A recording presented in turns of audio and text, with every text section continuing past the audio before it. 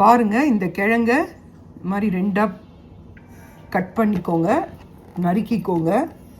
இப்போ நாம் இந்த சீவலில் வச்சு தான் நாம் இதை சீவணும், தோலை நீக்கிடணும்.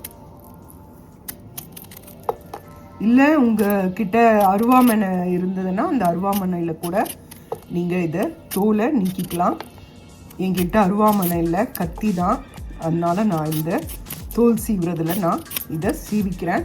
இதை பாருங்கள், இந்த மாதிரி தான் தோல் சீவணும்.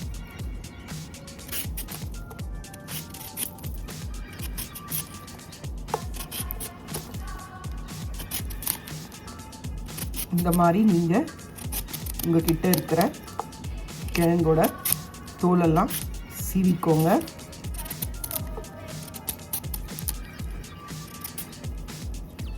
இதை நான் நறுக்கிக்கிறேன். இந்த மாதிரி சீவி எடுத்துக்கோங்க. வாங்க பார்க்கலாம்.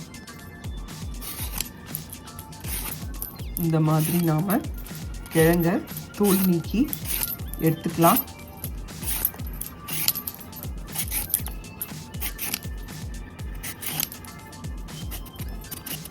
ரொம்ப கேர்ஃபுல்லாக செய்யுங்க, கை திடீர்னு வழுக்கிட போகுது. அதனால் நீங்கள் கேர்ஃபுல்லாக பண்ணுங்கள்.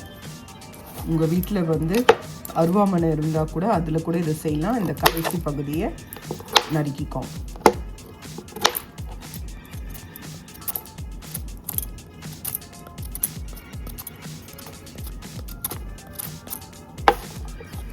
அவ்வளோதாங்க.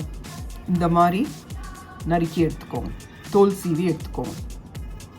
ஆல்வலி கிழங்கு இனிப்பு செய்கிறதுக்கு இந்த மாதிரி சீவலில் நீங்கள் நல்லா இதை துருவிக்கோங்க. கேரட் துருவுற மாதிரி நல்லா இதை துருவிக்கணும். உங்களுக்கு நான் இங்கே பாருங்கள், இந்த மாதிரி வரும். இந்த மாதிரி துருவிக்கோங்க. துருவின பிறகு நான் உங்களுக்கு காட்டுறேன். பாருங்கள், ஆல்வலி கிழங்கு துருவியாச்சு. வாங்க அடுத்து இதை என்ன செய்யலான்னு பார்க்கலாம். நான் உங்களுக்கு காட்டின அந்த ஒரு பெரிய கிழங்குல பாதி கிழங்கு தான் துருவிருக்கேன்.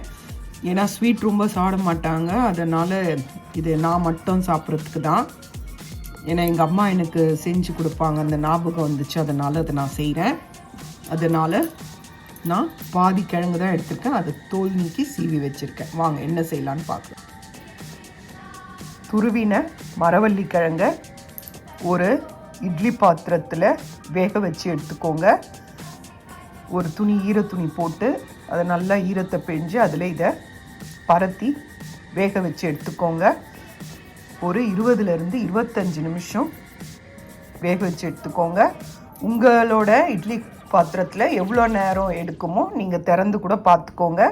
என்னோடதில் 20லேருந்து 25 நிமிஷத்தில் வெந்துடும். நான் இப்போ இதை வேக வைக்க போகிறேன். வாங்க பார்க்கலாம். இந்த மாதிரி இட்லி பாத்திரத்தில் இதை வச்சுட்டு இதை க்ளோஸ் பண்ணிவிட்டு போட்டு மூடி வைக்க போகிறேன். ஒரு 25 நிமிஷம் கழித்து நான் உங்களுக்கு இது வெந்த பிறகு காட்டுறேன். பாருங்கள், 20 மினிட்ஸில் ரெடி ஆகிடுச்சு. பாருங்கள், சூப்பராக இருக்குது, நல்லா வெந்துடுச்சு பாருங்கள். இந்த மாதிரி வேக வச்சு எடுத்துக்கோங்க. இது ஆறட்டும். வாங்க, ஆறின பிறகு உங்களுக்கு காட்டுறேன். மரவள்ளி கிழங்கு ஸ்வீட் செய்கிறதுக்கு ஒரு பேனில் ஒரு 2 டீஸ்பூன் நெய் எடுத்துக்கோங்க. அதில் ஒரு 10 முந்திரி பருப்பு, 1 டீஸ்பூன் திராட்சையை போட்டு நல்லா ஃப்ரை பண்ணி ஒரு தட்டில் மாற்றிக்குவோம்.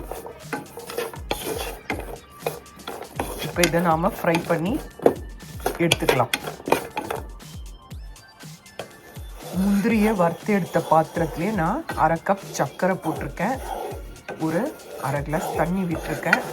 இது ஒரு கொதி வந்ததும் நாம் வேக வச்சுருக்க அந்த மரவள்ளி கிழங்கை நாம் இதில் போட்டு நல்லா கலரலாம். ரொம்ப பாகு இதுக்கு வர வேண்டாம், சும்மா சர்க்கரை ஓரளவுக்கு ஒரு கொதி வரட்டும். ஒரு கொதி கொதிச்சோடனே நாம் வேக வச்சதை நல்லா உதிர்த்து இதில் போடலாம்.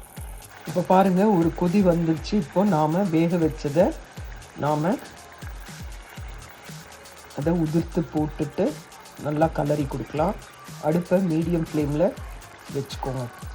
இப்போ பாருங்கள், நல்லா கலரி கொடுத்துட்டேன். நல்லா உதிர்ந்துச்சு பாருங்கள். இது இன்னும் கொஞ்சம் இருக்கட்டும். இப்போ நாம்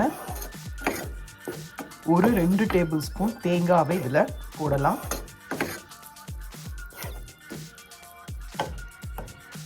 இப்போ பாருங்கள், தேங்காவை போடுங்க. தேங்காவை போட்டு நல்லா கலரிடுங்க. கலரிட்ட பிறகு ஏலக்காய் பொடியையும் ஒரு 1/4 டீஸ்பூன் ஏலப்பொடியும் சேர்த்துக்கோங்க.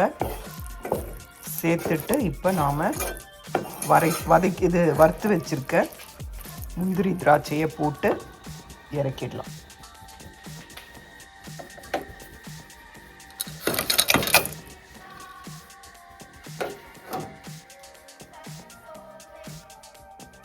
பாருங்கள், முந்திரியும் திராட்சையும் போட்டாச்சு. இதை நல்லா கலரிட்டு நம்ம இப்போ நிப்பாட்டிடலாம். இதை நல்லா கலரி கொடுங்க.